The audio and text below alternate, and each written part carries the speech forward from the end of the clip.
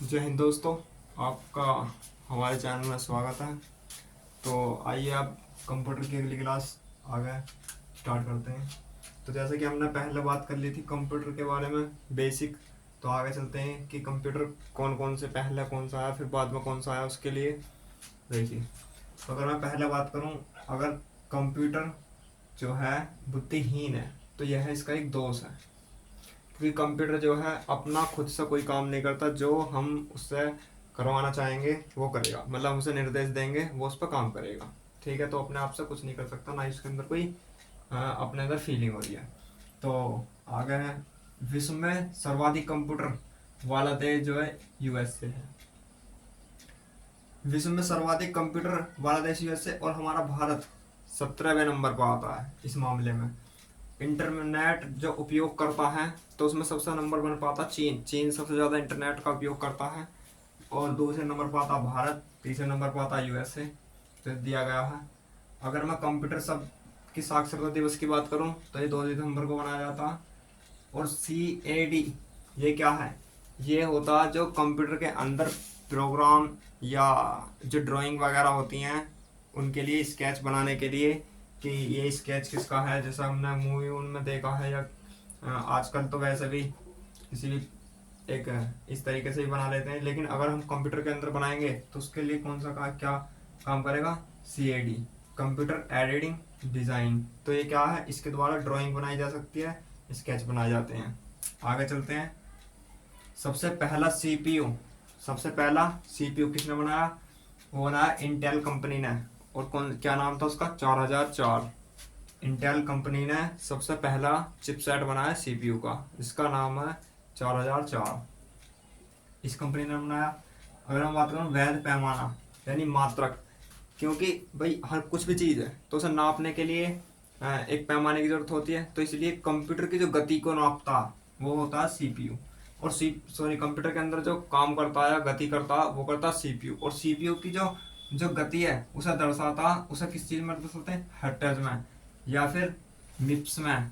मिप्स के million interaction पर second. यानी कहने का मतलब ये है कि इनकी जो गति नापी जाती है, जैसे हर्ट्ज में नापी जाती है सामान्य तो रूप से, उसके बाद इससे नापी जाती है मिप्स से।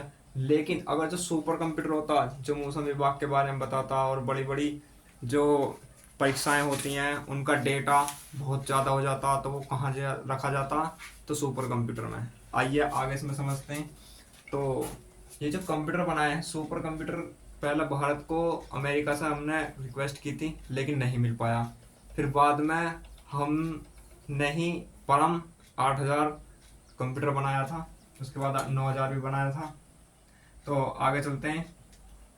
तो सुपर कंप्यूटर की जो गति नापने के लिए कौन सा किस में नापी जाती है? मफलाप्स, मफलाप्स में नापी जाती है, यानी मेगा फ्लोइंग पॉइंट ऑपरेशन पर सेकेंड, इसकी फुल फॉर्म है। आगे बात करते हैं CPU का निष्पादन, यानी इसका परफॉर्मेंस क्या है? तो इसका परफॉर्मेंस है मेगाहर्ट्ज, यानी MHz, यानी मेगा हर्ट्ज, इसकी फुल फॉर्म होगी। अब हम बात करते हैं कि कंप्यूटर का विकास कैसा हुआ। देखो भाई, ऐसा तो है ना कि जो हमारे पास कंप्यूटर रखे हैं या आज के ज़माने के जो कंप्यूटर हैं, इस तरह के कंप्यूटर जैसे आप इसे देख रहे हो फ़ोन में भी, तो ये भी एक कंप्यूटर ही है, पाम टॉप कंप्यूटर बोल देते हैं इसे। तो ऐसा तो है नहीं कि एकदम से ही कंप्यूटर इस तरीके का बनेगा। तो पहले कंप्यूटर बहुत बड़े बड़े होते थे, यानी लगभग लगभग एक मकान के जितना भी कह सकते हैं हम। दूसरी बात ये कि कंप्यूटर का जो मॉनिटर है एकदम से नहीं आया कि सब कुछ देख लिया उस पर, वो धीरे धीरे विकास होता गया। पहले एक कैलकुलेटर मशीन बनाई, उसका नाम कंप्यूटर दिया गया। फिर उसके बाद और दूसरी मशीन बनाई, तीसरी मशीन बनाई। फिर इस तरीके से आगे चल के जो है कैलकुलेशन वाली मशीन बन के फिर हमारे धीरे धीरे क्या आया कि पहले हाथों से चलक रही थी, फिर बिजली से चलने लग गई, जैसे विद्युत वाली कह देंगे, इलेक्ट्रॉनिक मशीन कह देंगे। फिर उसके बाद स्क्रीन आई, स्क्रीन के बाद फिर उस पर प्रोग्राम बनने लग गए, उस पर कैलकुलेशन होने लग गई। तो इस तरीके से धीरे धीरे विकास हुआ। तो हम इसके बारे में आज अब पढ़ेंगे हम डेवलपमेंट।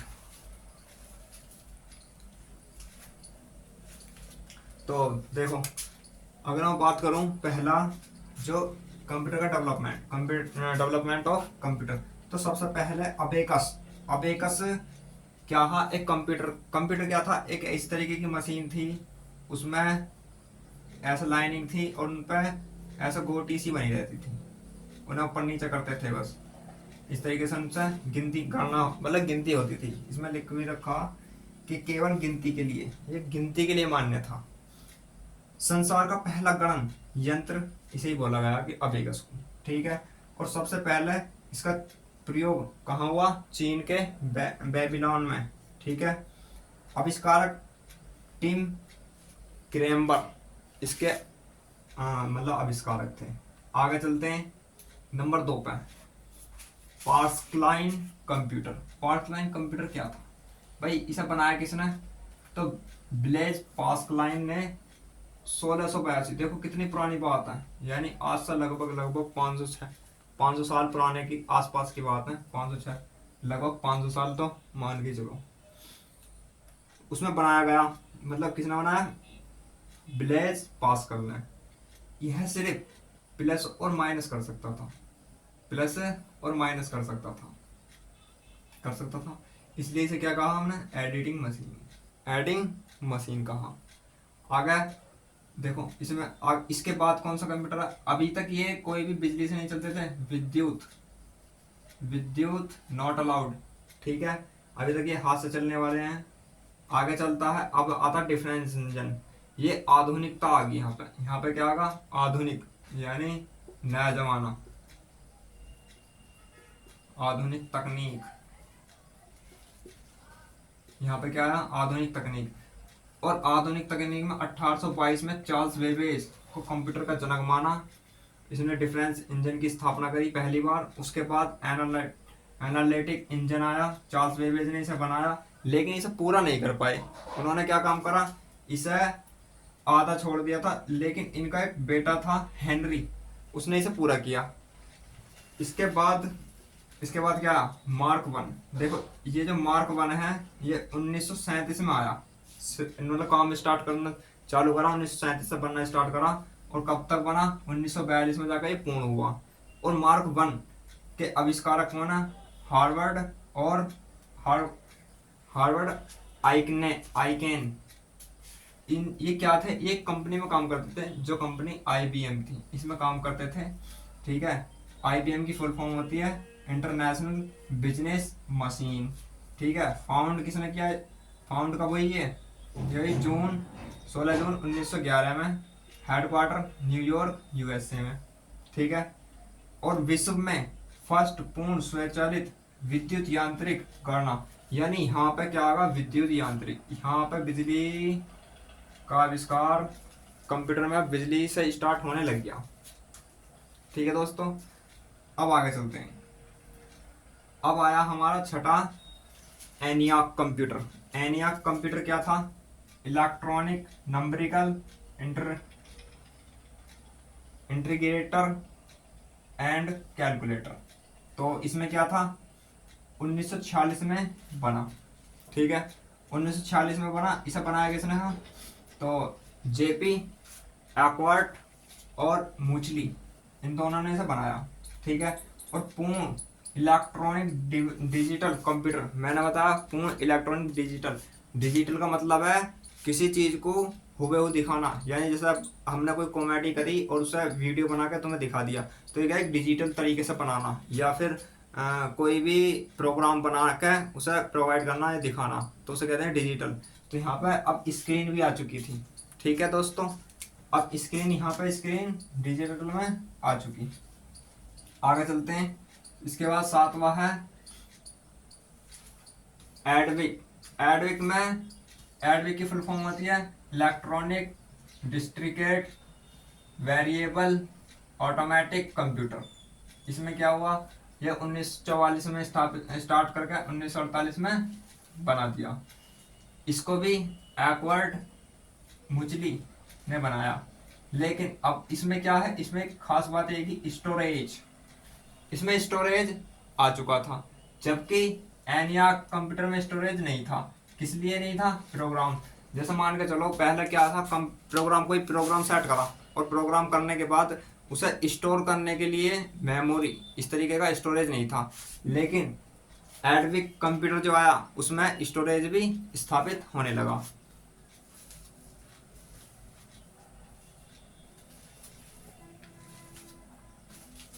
आइए आगे देखते हैं। देखो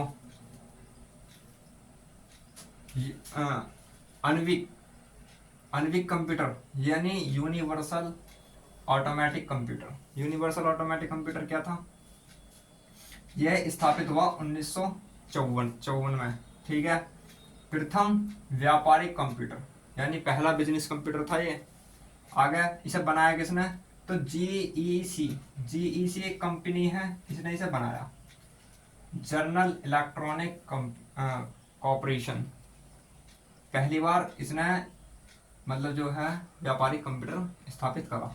व्यापारिक का मतलब जैसे कि व्यापार, जैसे आज के ज़माने में 90% व्यापार कंप्यूटर द्वारा ही किया जाता। आज हम कुछ भी चीज़ लाएंगे तो उसका भी बिल कंप्यूटर पर बनेगा, लो जी इस तरीके से दे दिया जाएगा।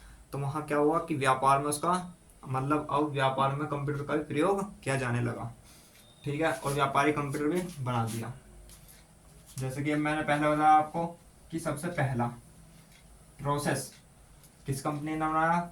आईटेल ने, इंटेल ने। इंटेल ने बनाया, उसका नाम क्या था? 4004। ठीक है। कब बनाया? 1970 में। ठीक है। तो दोस्तों आपको ये कैसी लगी क्लास? और हम यही सजेस्ट करेंगे कि ज़्यादा से ज़्यादा वीडियो को लाइक करें, अगर लाइक और फॉलो करें चैनल को, जिससे कि हम आगे चलकर ऐसी वीडियो और ला सकें। तो आपसे यही एक रिक्वेस्ट है कि ज़्यादा से ज़्यादा लोगों को शेयर करें वीडियो, और मतलब जो है देखें, और थोड़ी सी इसकी क्वालिटी को चेंज करके थोड़ी क्वालिटी बढ़ा लें, क्योंकि जो कम क्वालिटी में रहेगा तो क्लियर नहीं दिख पाएगा उसके लिए। तो दोस्तों हम जय हिंद।